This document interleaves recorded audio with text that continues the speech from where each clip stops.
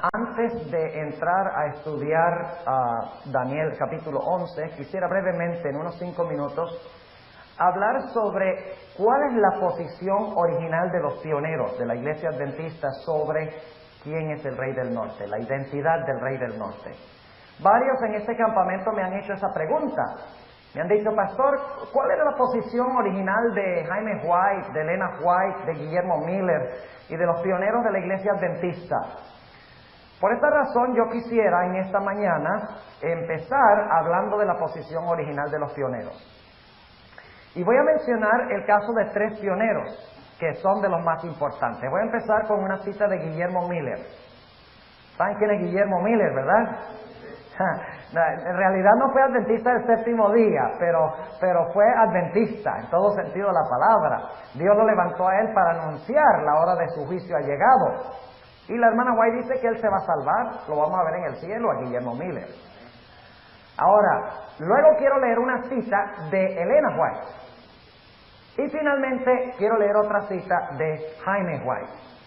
Y luego les voy a leer por qué en la Iglesia Adventista, les voy a mencionar por qué en la Iglesia Adventista hay un conflicto en cuanto a la autoridad del Rey del Norte. ¿De dónde viene la idea de que el Rey del Norte es Turquía en un lado, y luego está el otro lado que dice que el Rey del Norte es el papado? ¿De dónde viene el conflicto? Se lo voy a explicar brevemente. Primero la cita de Guillermo Miller. Se encuentra en su libro Evidence from Scripture and Prophecy, Evidencia de la Escritura y la Profecía, páginas 97 y 98. Escuchen que él no tenía ninguna duda en cuanto a quién era el Rey del Norte. Dice: el rey del cual se habla aquí, y está citando los versículos 36 y 37 de Daniel 11, que hablan del Rey del Norte, el rey del cual se habla aquí es el mismo que el cuerno pequeño que se levantó entre los 10 cuernos. ¿Oyeron? ¿Y qué representa el cuerno pequeño? Roma papal, claro que sí. Dice, es el mismo poder que blasfemó al Dios del cielo. Es la Babilonia mística. ¿El Rey del Norte es qué?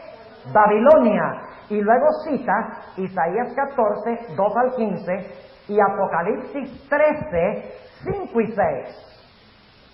Y Apocalipsis 13, 5 y 6 habla de la bestia. O sea, fíjense, él dice, el Rey del Norte es el cuerno pequeño. El Rey del Norte es Babilonia. El Rey del Norte es la misma bestia, es lo que él está diciendo. Y luego añade un versículo más. Dice, es el mismo poder que Pablo describe en 2 de Tesalonicenses 2, 1 al 9. Otro versículo. Ahí habla del hijo de perdición que se sienta en el templo de Dios haciéndose parecer Dios. Ese es el pasaje en 2 de Tesalonicenses.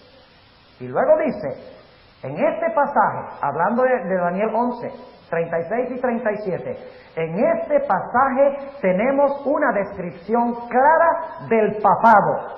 La descripción que se da debe aplicarse a la iglesia de Roma o al Papa. ¿Está claro?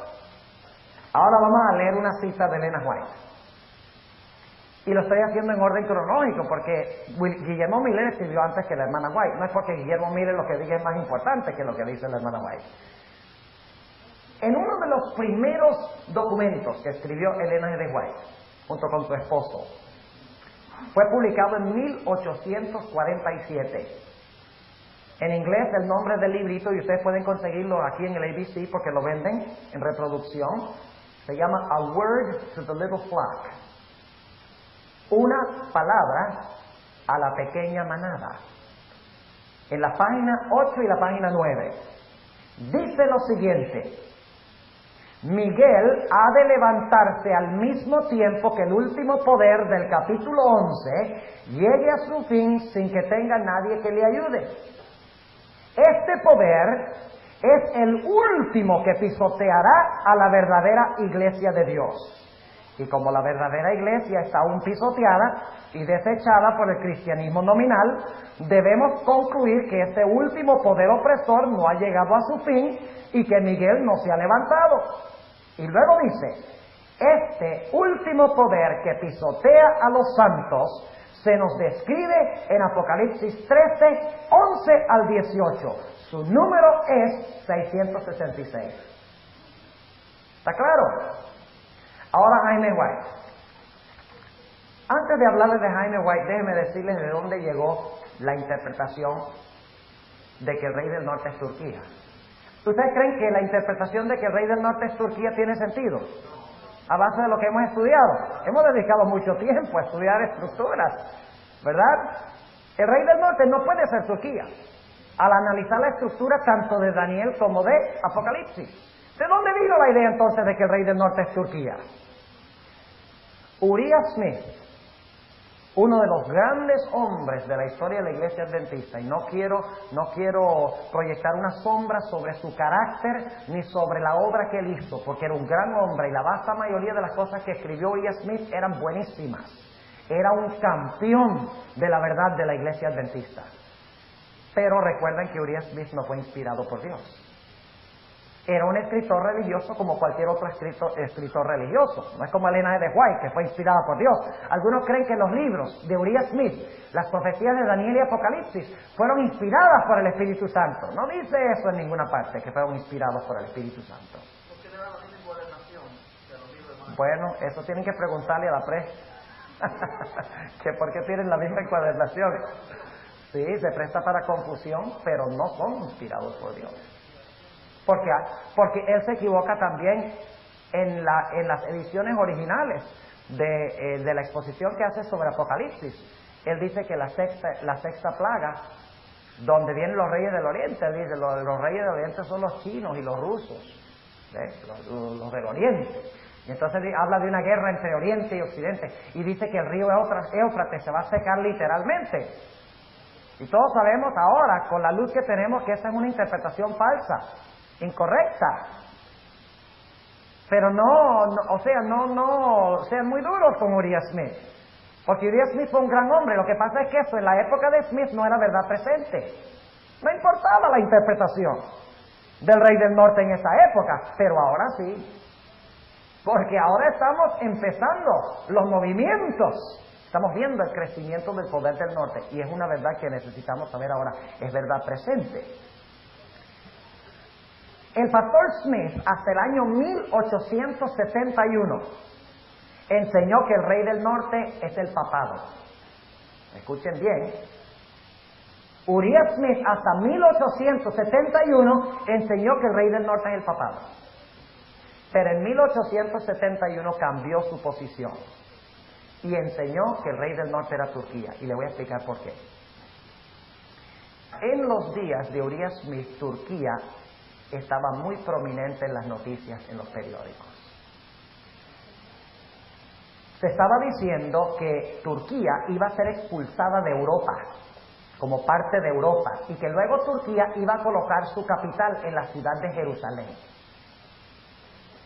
Eso decían los periódicos, y los movimientos en el mundo político parecían apoyar lo que estaban diciendo los periódicos. Y por lo tanto Uriah Smith, en vez de interpretar la historia a la luz de la Biblia, interpretó la Biblia a la luz de la historia. Y es un gran peligro eso. Ir a la historia y decir, oh, ese evento, ¿a dónde está en la Biblia? Vamos a buscarlo. Vamos primero a la Biblia, la entendemos lo que dice, y luego vamos a ver dónde se cumple la historia. Es diferente. Pero él vio en los periódicos que Turquía estaba prominente y dice, a ver, la Biblia tiene que decir algo de eso, estamos en los últimos días. ¿Dónde estará Turquía? ¿Dónde estará? Aquí está, en Daniel 11. El rey del norte es Turquía. Y cambió la posición de la iglesia adventista.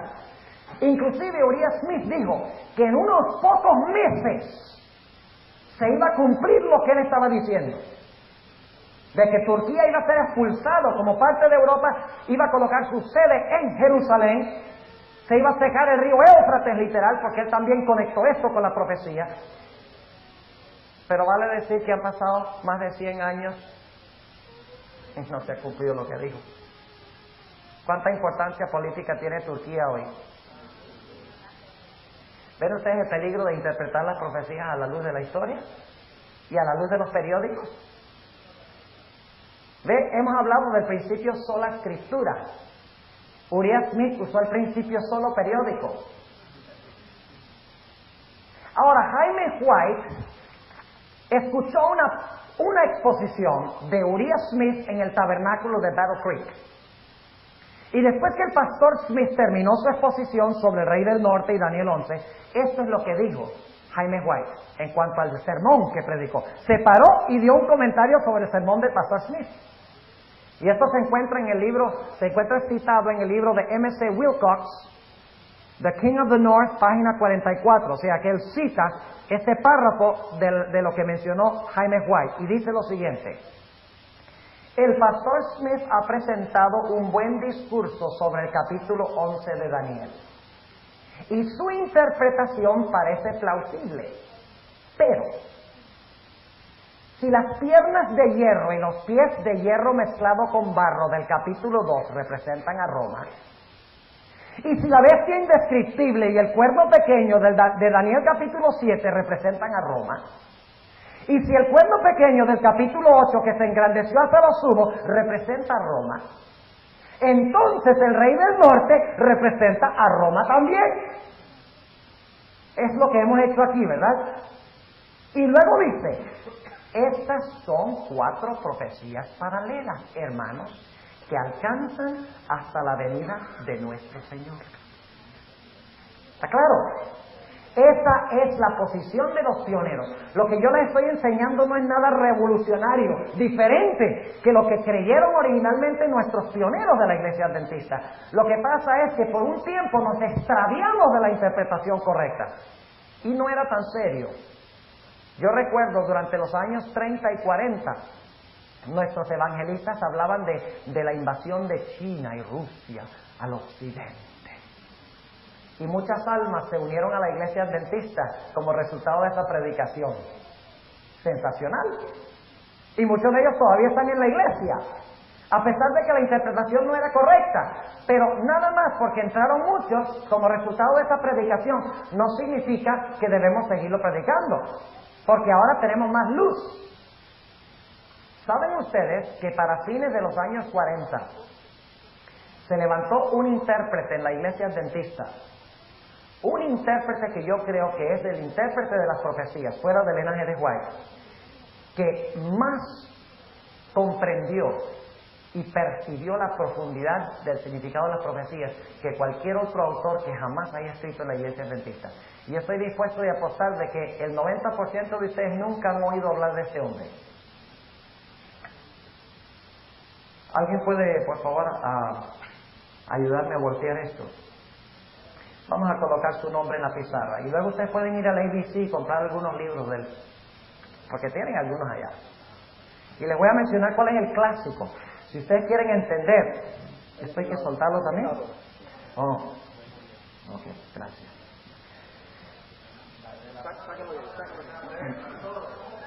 ¿Qué pasa? Bueno, ya, estamos listos, ya se volteó. Hay que conseguir super glue. Hay que conseguir super glue. Bueno, la pizarra está llena, pero lo que vamos a hacer es poner el nombre aquí arriba. El nombre de este hombre es Louis F. Weir. ¿Cuántos han oído hablar de Louis F. Weir? ¿Ves? Mi sospecha era correcta. Algunos pastores. ¿Saben ustedes que Louis F. Weir fue un evangelista en Australia? Los años 40, años 50. Y se metió en problemas con los dirigentes de la iglesia, porque enseñó lo que yo les estaba enseñando aquí esta semana. Porque la posición que se había adoptado era Turquía y el secamiento literal de Éufrates y todas esas cosas. Se había adoptado en la iglesia por varias décadas. Y él empezó a escribir libros, y créanme o no, ha escrito más o menos como 30 libros. ¿Cómo es que ustedes no conocen el nombre de este hombre? Se ha escrito 30 libros. Sí, hermano.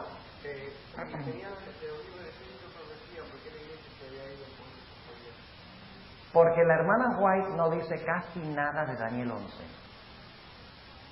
Ustedes leen los escritos de la hermana White no dice mucho de Daniel 11.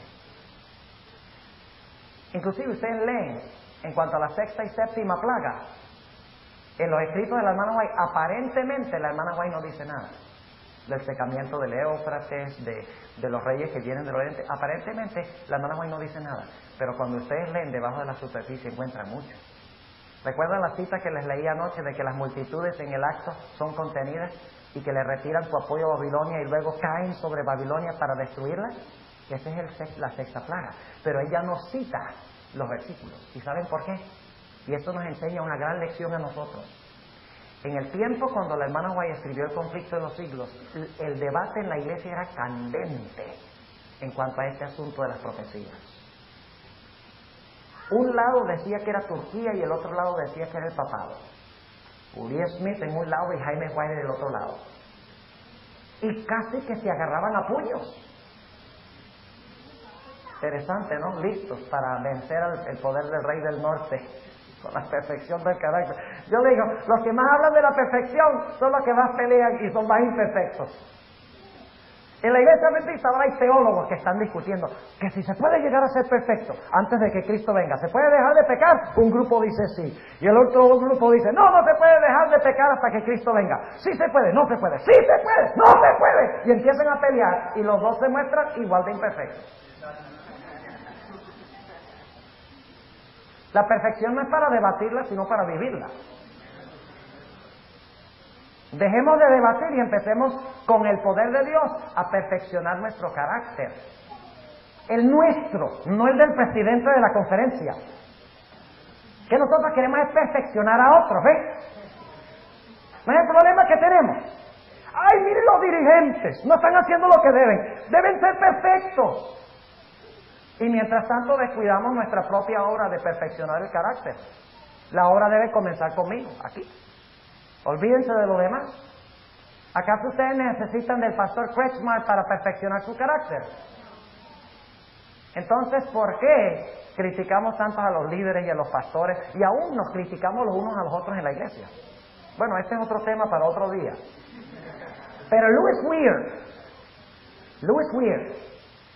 el libro clásico de Louis Weir, donde está contenido la mayoría de las otras cosas que él escribió, y ustedes deben conseguir ese libro y deben leerlo, no cuesta sino $7.50 y tiene 346 páginas. Se llama, y solo está en inglés, The Certainty of the Third Angel's Message. Clásico. Fantástico ese libro. Inclusive, a mí me han dicho que le retiraron las credenciales al pastor Weir. Y lo sacaron del ministerio. Sí, ya murió hace mucho tiempo. Pero la viuda de él todavía vive. La esposa todavía vive. Y sus libros son vendidos ahora por Hans Larondel, quien ahora está jubilado, que fue profesor de teología en el seminario de Andrews. Ahora entonces, ¿cuál es la interpretación correcta en cuanto al rey del norte? ¿Turquía o el papado? A ver, ¿qué pasa? ¿Están durmiendo ustedes? Y está fresco hoy, no está ni húmedo. ¿Ah? ¿Cuántos dicen que el rey del norte es Turquía? ¿Cuántos dicen que es el papado? ¿Están convencidos que sí es el papado? Ok, ahora, vamos a Daniel 11. Por fin llegamos. ¿Cómo?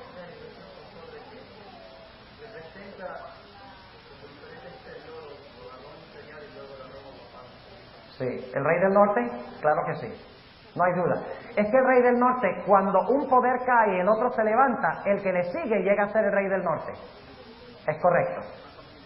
Por ejemplo, cuando los griegos cayeron, los seleucidas llegaron a ser el rey del norte.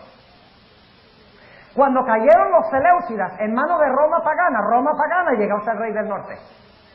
Y cuando Roma pagana cayó en manos de Roma papal llegó a ser el rey del norte. ¿Es correcto?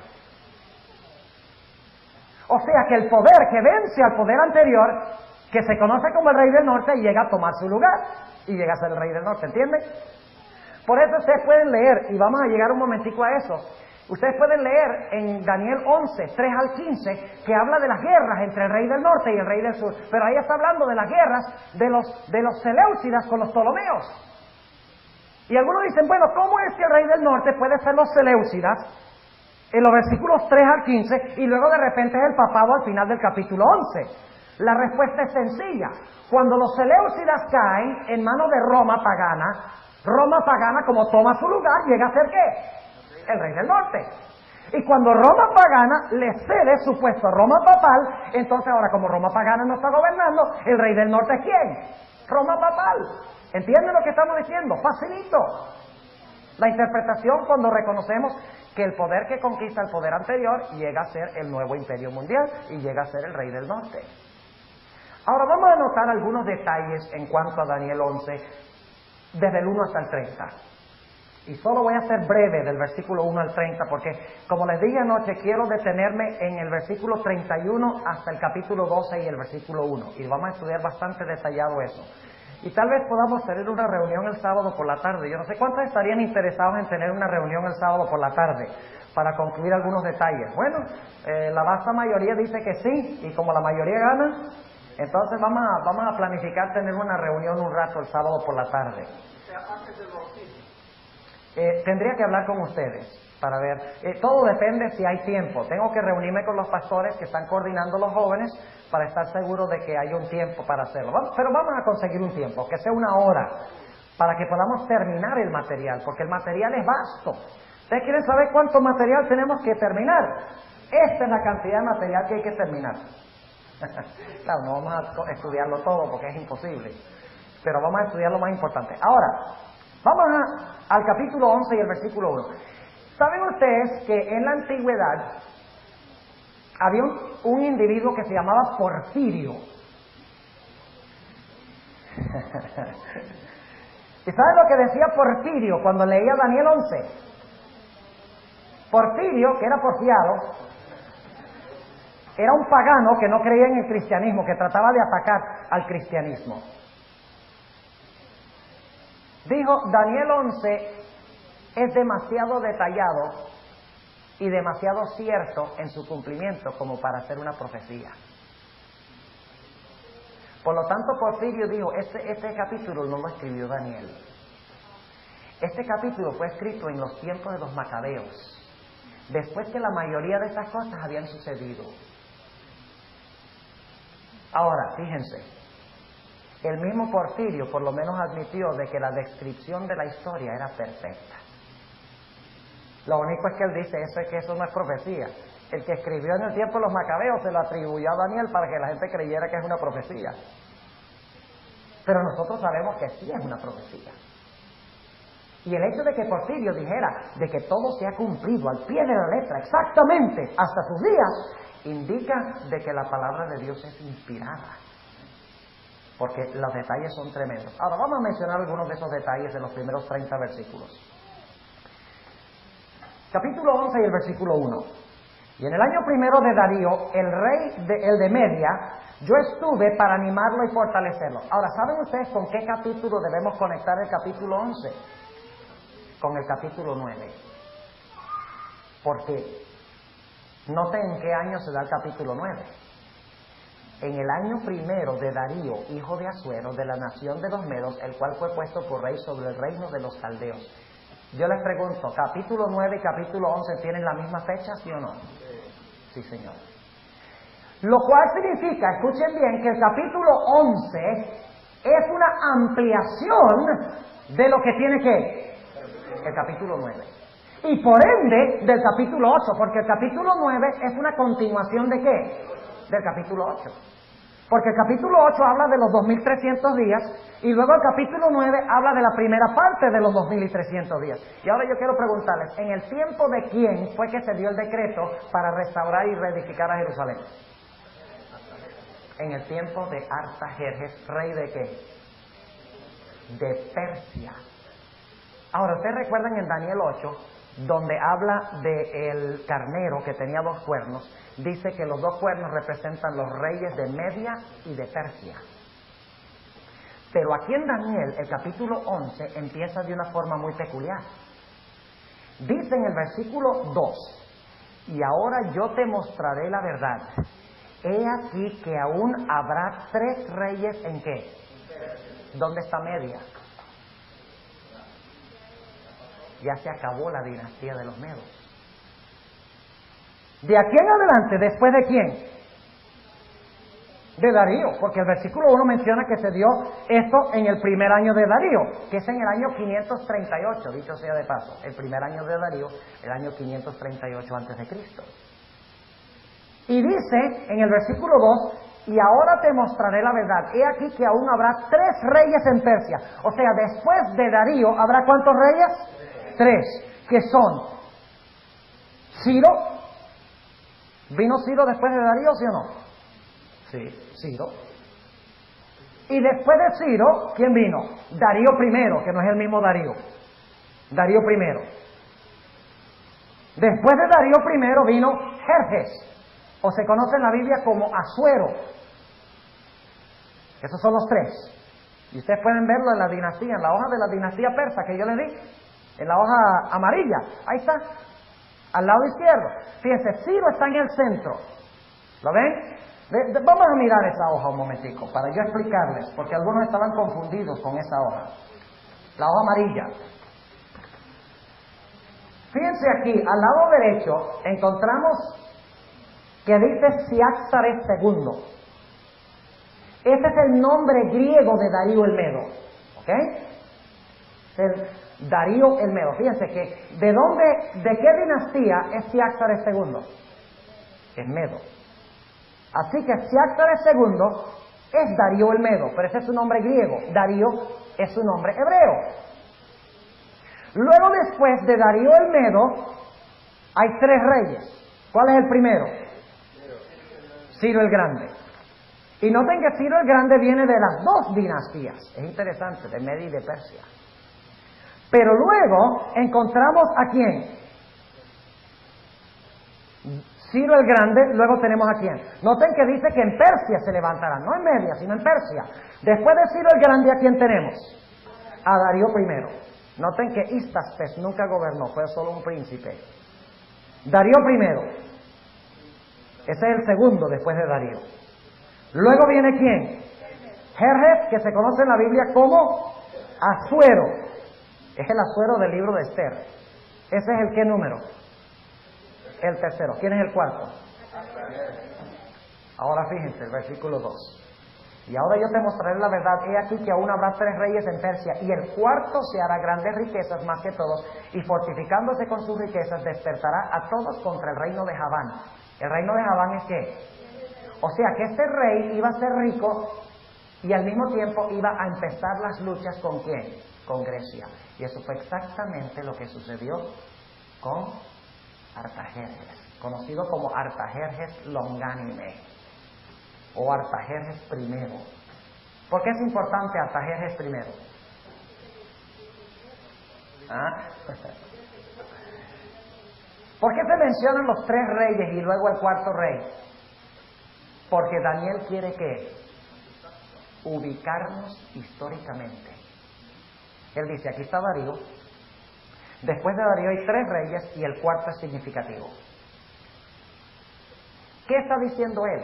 Él está diciendo, en Daniel 11, que tiene la misma fecha, él está diciendo, Daniel 11, el rey que comienza esa profecía es Artajerjes.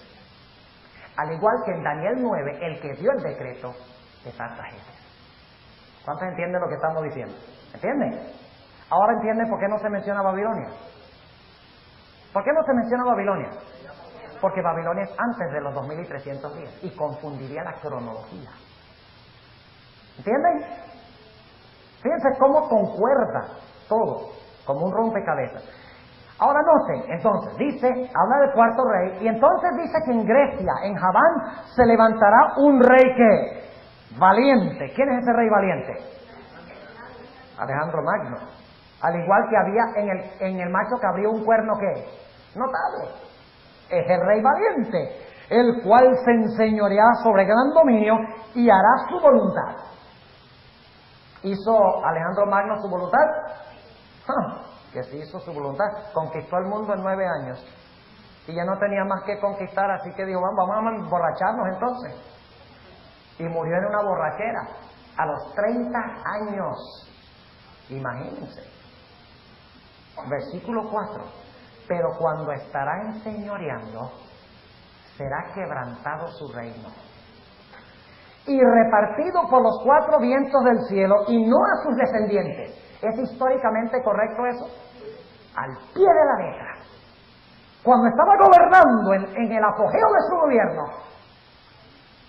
perdió el reino porque murió jovencito. Y su reino fue dividido en 4 reinos. Pero ninguno de los reinos era gobernado por uno de sus descendientes. ¡Qué increíble!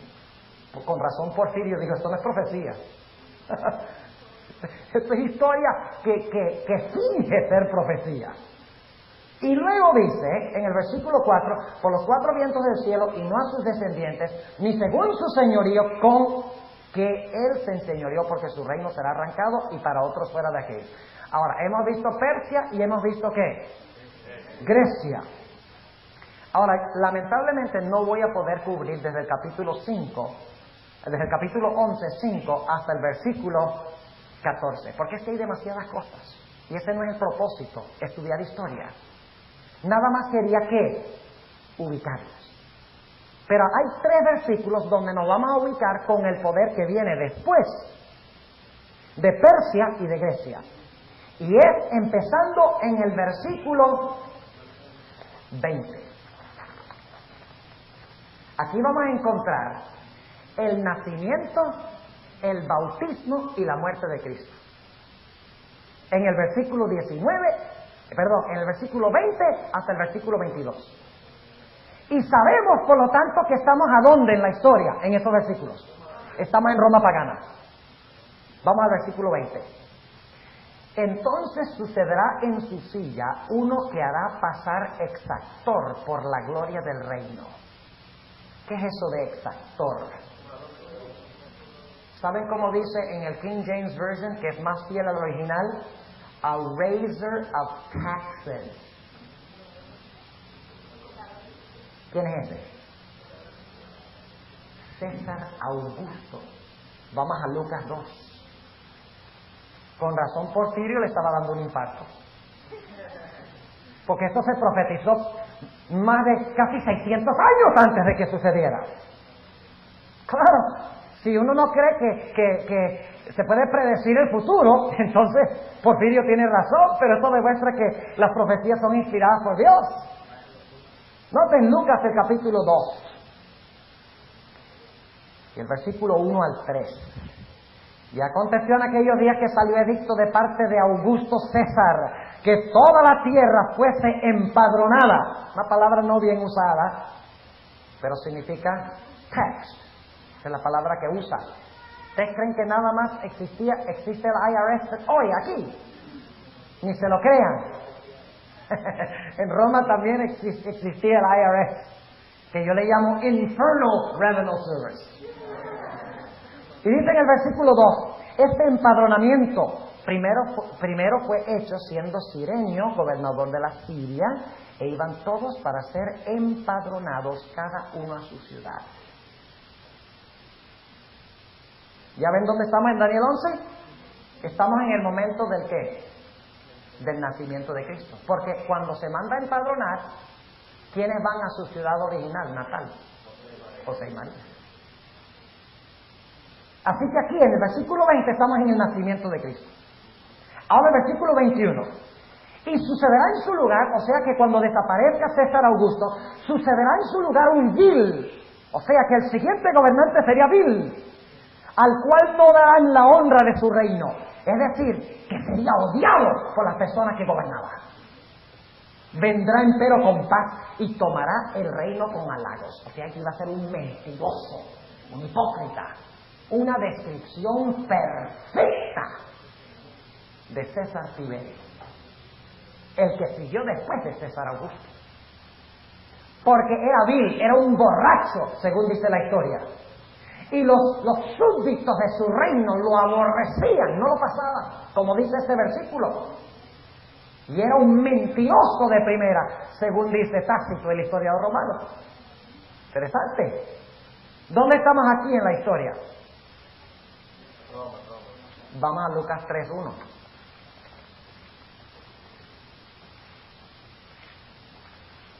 ¿Qué estamos usando aquí? ¿Cuál principio?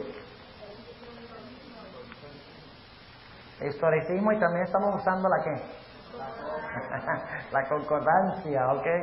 No, me van a decir pastor concordancia ustedes la próxima vez que me vean. Versículo 1 de Lucas 3. En el año 15 del imperio de Tiberio César, siendo gobernador de Judea Poncio Pilato y Herodes, tetrarca de Galilea, y su hermano Felipe, tetrarca de Iturea y de la provincia de Traconite y Lisania, tetrarca de Abilinia. Oígame, no voy a seguir leyendo, porque este es un fuerza de lenguas. Ahora, en este tiempo fue que Jesús, más adelante en el capítulo que tenemos, ¿tenemos qué cosa? El bautismo de Jesús. ¿Dónde estamos en la historia entonces? ¿Estamos en Roma pagana, sí o no? Ok. Ahora el siguiente versículo nos lleva un paso más allá. Déjenme preguntarles algo. La profecía de las 70 semanas, ¿de qué eventos habla? ¿Habla del bautismo de Jesús? ¿Habla de la muerte de Jesús? Y en cierto sentido habla de la venida del Mesías príncipe, del nacimiento del Mesías, aunque no por fecha, claro que sí. Ahora, ¿vemos lo mismo aquí? Fíjense lo que dice el versículo. ¿Es esto una ampliación de Daniel 9? Esa es mi pregunta. Claro que sí. Tiene la misma fecha. Daniel está ampliando en Daniel 11, está comenzando cuando comienzan las 70 semanas con Artajerjes. Y luego dice en el versículo 22, y con los brazos de inundación serán inundados delante de él, y serán quebrantados. Y aún también el príncipe del pacto. ¿Qué iba a pasar con el príncipe del pacto? ¿Iba a ser qué? Quebrantado. ¿Quién es el príncipe del pacto? ¿Cómo lo saben? ¿Cómo lo saben, Gabriel? ¿Qué buscan en la concordancia? La palabra príncipe. Exactamente. Ahora, ¿saben ustedes que la palabra príncipe... ¿Quieren que les hable un poquito de la palabra príncipe? ¿Me dan unos minuticos extra?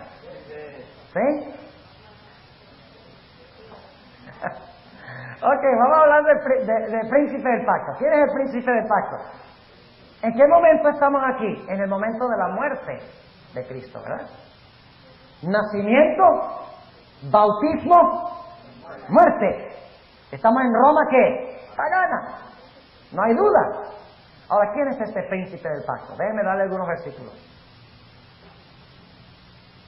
En Daniel 8:25 se le llama el príncipe de los príncipes. Solo voy a mencionar los versículos. El príncipe de los príncipes. Dice que el cuerno pequeño se levantaría contra el príncipe de los príncipes. ¿Quién es ese? No hay duda. En Daniel 9:25 se le llama Mesías príncipe.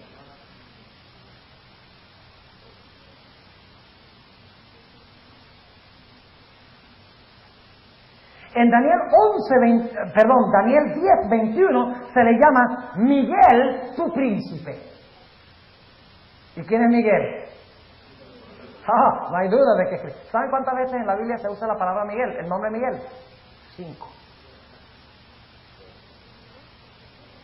Y cada vez, escuchen bien, cada vez que se usa el nombre Miguel, y el nombre Miguel significa quién es como Dios, es un nombre desafiante.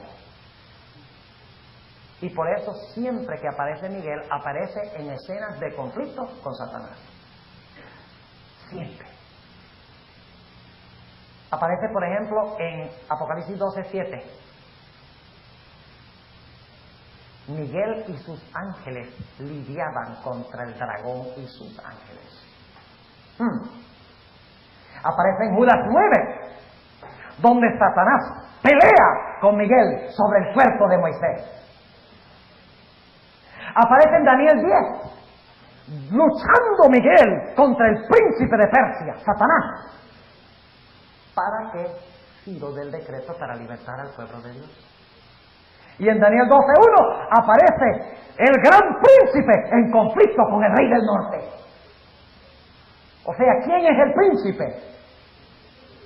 El príncipe del pacto, el Mesías príncipe. En el 12:1 se le llama Miguel el gran príncipe, que se le llama en Hechos 3:15 el príncipe de vida.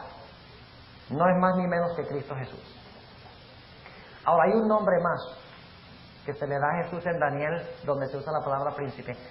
Vamos a leerlo rápidamente en Daniel 8, para que no tengan ninguna duda de que este príncipe es Cristo y que Cristo es Dios. ¿Ok? Daniel 8 y el versículo 11. Daniel 8 y el versículo 11. Aún contra el príncipe de la hueste se engrandeció. O sea, el cuerno pequeño se engrandeció contra el príncipe de la ¿qué? Contra el príncipe de la hueste. ¿Qué es eso del príncipe de la? Aquí dice príncipe de la fortaleza. En inglés dice against the prince of the host. ¿Qué significa esta palabra host?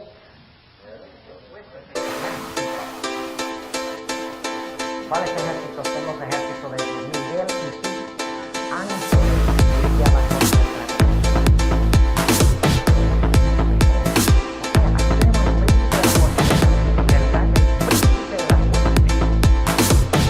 Jehová de los ejércitos. La misma palabra, la palabra hueste. ¿Saben ustedes que ese nombre, Prince of the Host, o príncipe de la fortaleza o de la hueste, aparece solo una vez más en ¿Le gustaría saber dónde? Busquen una concordancia. Vamos a leerlo, libro de Josué. Josué capítulo 5, y escuchen el contexto para que ustedes vean que este príncipe del pacto no es más ni menos que Cristo que fue quebrantado. Dice en Josué capítulo 5, y el versículo, empezando en el versículo 13, hablando del momento cuando iban a atacar a Jericó. Los ejércitos de Israel estaban a la expectativa. Dice en el versículo 13, y estando Josué cerca de Jericó, alzó sus ojos y vio un varón que estaba delante de él, el cual tenía una espada desnuda en su mano. Y Josué, yéndose hacia él, le dijo, ¿eres de los nuestros o de nuestros enemigos? Noten el versículo 14. Él respondió, no, mas el príncipe del ejército de Jehová. Ahí se traduce la idéntica frase, príncipe del ejército. Pero en Daniel se traduce el príncipe de la fortaleza. Por eso no vemos la conexión. Pero con la concordancia vemos la conexión. Se da la definición de las palabras hebreas. No necesita ni siquiera saber hebreo. Teniendo la concordancia, se dice que no hay excepción.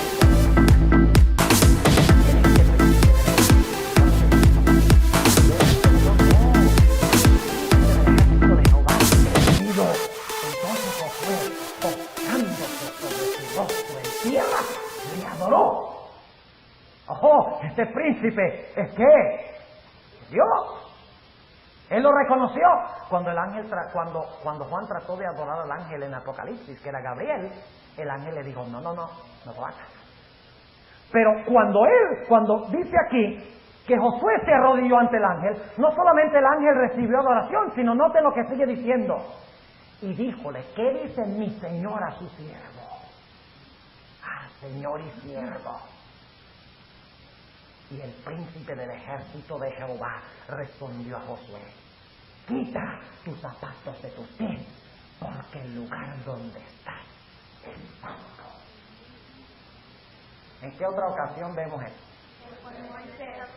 Cuando Jehová se le apareció en la zarza ardiente. El ángel de Jehová es Jehová. ¿Está claro quién es el príncipe? ¿De dónde lo sacamos? ¿Especulación? ¿El periódico? No, lo sacamos de la Biblia, de la concordancia. Ok, exactamente, de la concordancia. ¿Cuántos compraron una concordancia aquí en el campestre? ¿Cuántos compraron una concordancia? ¿Cuántos tienen una concordancia? Bueno, no la compraron porque la tienen, pero los que no la tienen, hagan un esfuerzo y cómprenla mientras están aquí. Y tomen su decisión de que van a volver a su casa a estudiar la Biblia con la concordancia. Eso lo digo en serio. No esperen 2 semanas para comenzar a estudiar porque no van a comenzar.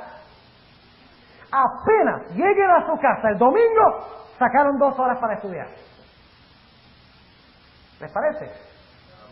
Porque si lo dejan dentro de 2 semanas se va el espíritu del campestre, ¿verdad? Y como que nos olvidamos. Pero si empiezan a formar un hábito desde el momento que regresan, entonces cuando regrese yo algún día al campestre y les pregunte ¿cuántos han estado estudiando la Biblia con la concordancia? Todos levantan la mano. Ok, otra vez a Daniel 11. ¿Qué horas son? Ve, yo no cargo reloj porque es un enemigo muy grande. Ok, Daniel 11. Estamos en Roma pagana, ¿sí o no?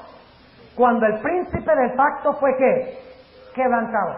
Dice que el Mesías príncipe, en Daniel 9 dice que el Mesías príncipe a la mitad de la semana se le quitaría ¿qué? La vida. Es lo mismo. ¿Concuerda Daniel 11 con Daniel 9, sí o no? Claro que sí, hay que estudiarlos juntos.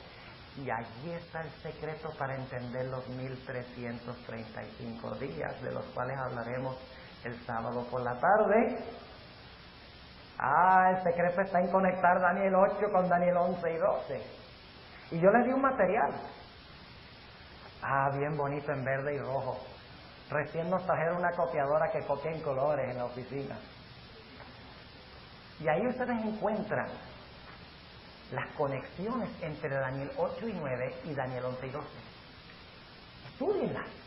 Por eso les di este material. No vamos a estudiar todo esto nosotros, porque no tenemos tiempo. Pero ustedes tienen ahora el material. Fíjense la conexión entre Daniel 8 y 9 y Daniel 11 y 12. Y verán que Daniel 11 y 12 es una explicación de Daniel 8 y 9. Estudienlo desde ese contexto. Ahora, vamos rápidamente al versículo 31. Y vamos a concluir ya. Sí.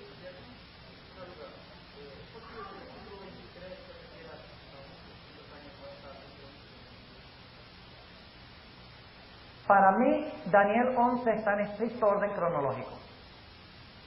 En otras palabras, no va para atrás y para adelante, para atrás y para adelante. O sea, los eventos que vienen después del versículo 22 siguen en secuencia, cronológicamente al versículo 22. Si quieres podemos hablar sobre eso después. Yo tengo un material sobre la primera mitad de Daniel 11. Si desean conseguirlo, podemos copiarlo. Pero yo no lo he tratado porque es que es muy complejo hablar de la guerra de los sirios con los Ptolomeos y esto y lo otro. Y ustedes no quieren saber todo eso. Es historia antigua. Ya hemos dado suficiente evidencia de que esto se ha cumplido y de la secuencia. Eso es lo que me importa a mí, que capten la secuencia. Persia, Grecia, Roma pagana. ¿Y cuál creen ustedes que sería el próximo poder? ¿Y de dónde sacan tal idea? Porque somos historicistas. Y usamos la concordancia. Ok, exactamente. Óigame, yo creo que ustedes hasta sueñan con la concordancia ya, ¿verdad?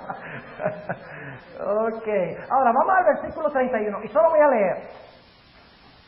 leer, no voy a interpretar, vamos a interpretar esta noche. Porque esta noche sí estamos en el 31, ahí vamos a comenzar. Pero había que poner el contexto, ustedes entienden, ¿verdad?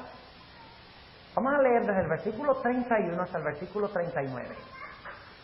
Y ustedes me van a decir quién es este. Y serán puestos brazos de su parte. ¡Wow! ¿Cuánto quisiera yo interpretar eso? Pero lo hacemos a la noche. Y contaminarán el santuario de la fortaleza, es decir, de la hueste. Y quitarán el continuo. ¿Quién quitó el continuo en Daniel 7? El cuerno pequeño. Déjenme decirles algo. No es una interpretación, es una explicación. Ustedes notan en su versión que dice continuo sacrificio. Pero ¿se dan cuenta que la palabra sacrificio está en cursiva? En letras distintas. ¿Cuántos tienen letras distintas donde dice sacrificio? A ver, lea la palabra sacrificio. ¿Cuántos tienen un estilo de letra diferente donde dice sacrificio? ¿Saben por qué? Les voy a explicar por qué. Cuando ustedes encuentran en la versión antigua de Reina Valera palabras en cursiva, significa que los traductores creen que esa palabra debe estar allí, pero que no está en el original la palabra sacrificio.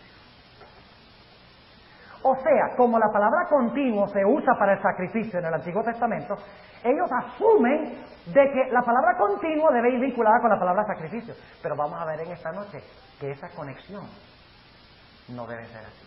Y ustedes tienen una hoja, la hoja anaranjada, que les comprueba que el continuo es mucho más que el sacrificio del santuario. Así que cada vez, otro ejemplo, cuando habla de la muerte de Jesús, dice en San Lucas, el capítulo 23, dice, y era la víspera, y estaba para rayar el sábado. Eso es lo que dice. Pero ustedes encontrarán que los traductores ponen, y era la víspera de la Pascua, y estaba para rayar el sábado. Y encuentran que la expresión de la Pascua está en cursiva. Es un método que ellos usan para negar de que era la víspera del sábado. Y lo que dicen es que era la víspera de la Pascua. Fíjense, porque como la Pascua era un sábado judío, ¿ves? Sábado ceremonial. Entonces dice, bueno, el sábado, la víspera del sábado, pero el sábado no era el séptimo día, era la víspera era de la Pascua. Ajá. De la Pascua, para poderse escapar del sábado. Y lo mismo hicieron con la expresión sábado. En vez de traducir la palabra sábado con sábado, ponéis que día de reposo. Oigan ustedes, tendrían que poner gemera ton sabatón. Tendría que haber 3 palabras para decir día de reposo. Pero en el original dice sábado, no dice día de reposo. Y saben ustedes que los adventistas protestaron, porque entre los mayores contribuidores de las sociedades bíblicas están los adventistas. Y cuando hicieron ese cambio, la iglesia adventista protestó. Y yo creo que no protestamos suficientemente fuerte. Porque lo que hicieron fue un acomodo. Y en algunas versiones dijeron, está bien, al lado del día de reposo ponemos un asterisco y al pie de la página ponemos, aquí equivale a sábado. Pues si aquí equivale a sábado, métanlo. ¿Sí o no? Es un método de escapar al sábado. Y les podría relatar muchas otras cosas que han hecho para escapar del sábado y del estado de los muertos, pero ya ese es un tema sobre versiones bíblicas. Pero el punto es que yo necesito que ustedes entiendan que cuando la palabra aparece en cursiva, ellos asumen que debe ir, pero no está en el original. ¿Entienden? Ahora, con esa explicación, dice, pondrán la abominación espantosa. ¿Saben lo que es la abominación espantosa? Si no saben, vengan esta noche. Pero vamos a hablar de... Ahí habla de la implementación del domingo como el día de reposo. La abominación espantosa. Le estoy adelantando, le estoy interpretando. Versículo 32, y con lisonjas hará pecar a los violadores del pacto, mas el pueblo que conoce a su Dios se esforzará y hará.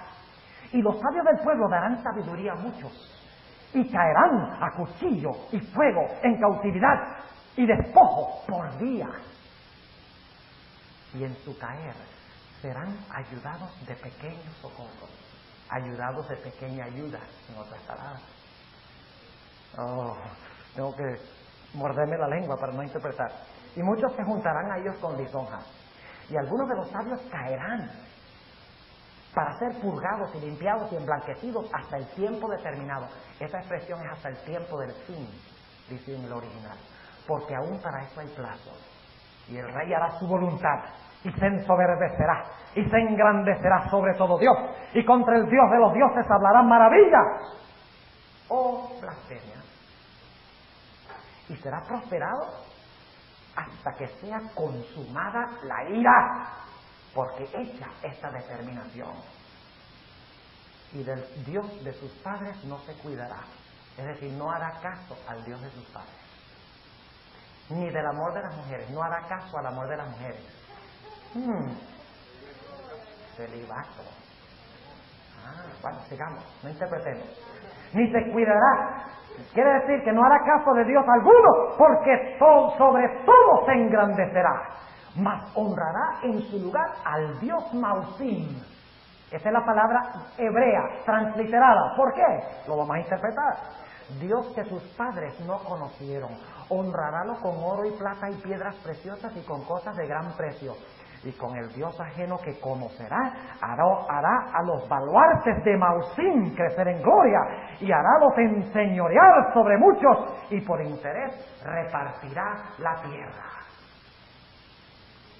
Mucho hay en este pasaje, pero lo vamos a interpretar esta noche, vamos a empezar esta noche. Sí. A Mausim, y ponen al Dios de los baluartes o al Dios de las fortalezas. Exactamente. Esto, vamos a leer algunos versículos, otros de la Biblia donde aparece la palabra Mausim, para interpretar lo que quiere decir, usando la concordancia. Mausim, viene de la palabra hebrea Maos. Bien, bueno, dejemos para esta noche. ¿Cómo? Júpiter es una versión católica, ¿sí o no? Claro, ellos son preteristas.